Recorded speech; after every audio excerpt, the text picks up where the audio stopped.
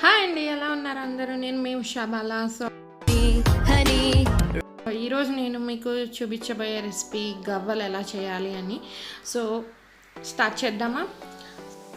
Okay, start చేసే ముందు మీరు కనుక నా ఛానల్ని సబ్స్క్రైబ్ చేయకపోతే ఫస్ట్ సబ్స్క్రైబ్ చేయండి, షేర్ చేయండి, కామెంట్ చేయండి అండ్ లైక్ చేయండి.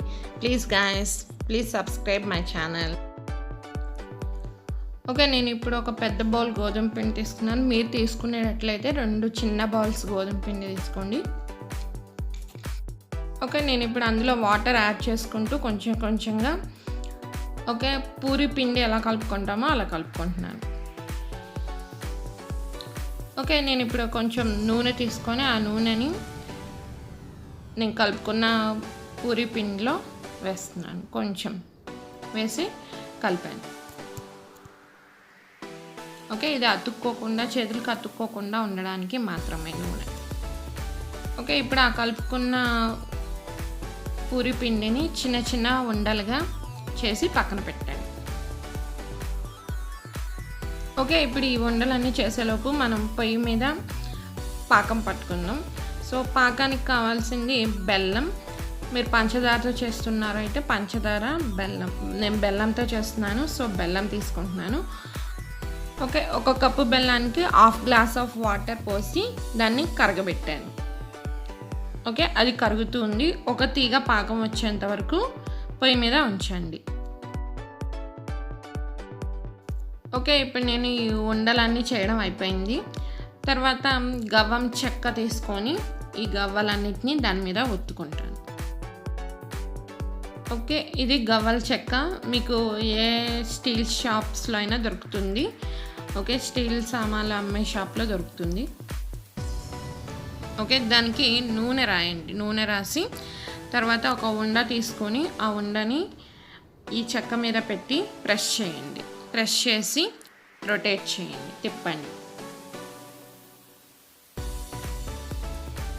ఓకే, నేను ఎలా అయితే చేస్తున్నానో అలా చేయండి. ఓకే, మళ్ళీ చూపిస్తాను, చూడండి.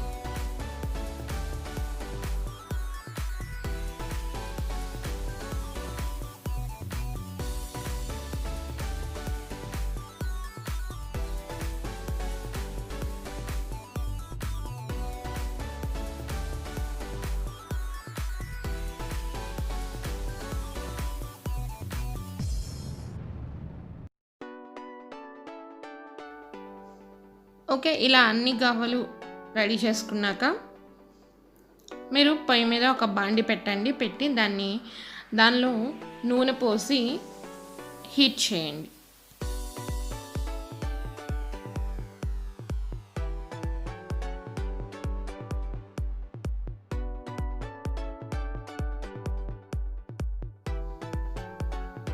ఓకే, నేను పొయ్యి మీద బాండి పెట్టాను. దాంట్లో నూనె పోసాను. నూనె పోసి ఫ్లేమ్ ఆన్ చేశాను.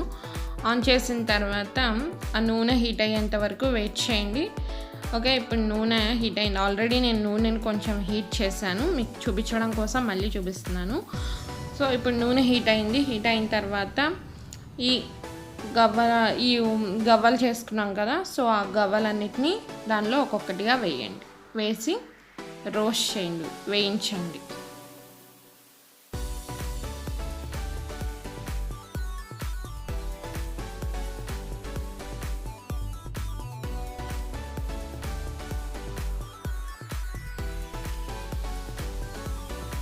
సో ఇప్పుడు అవి బాగా వేగాయి. ఇలా బ్రౌన్ కలర్ వచ్చేంత వరకు వేయించండి. వేయించిన తర్వాత వాటిని ఒక బౌల్లోకి తీసుకోండి, పక్కన పెట్టండి. తీసుకొని పక్కన పెట్టండి.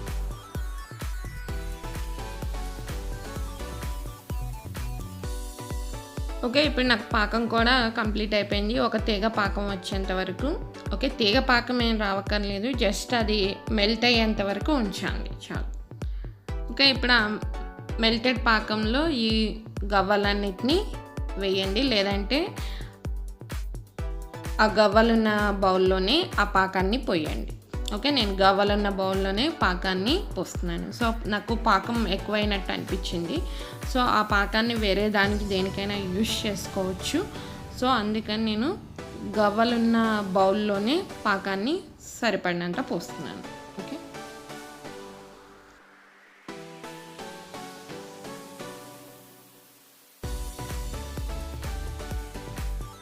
ఓకే, ఇప్పుడు ఒక స్పూన్తో కానీ గరిటెతో కానీ వాటిని కలపండి. ఓకే, పాకం అంతా అంటుకునేంత వరకు ఆ గవ్వల్ని తిప్పండి.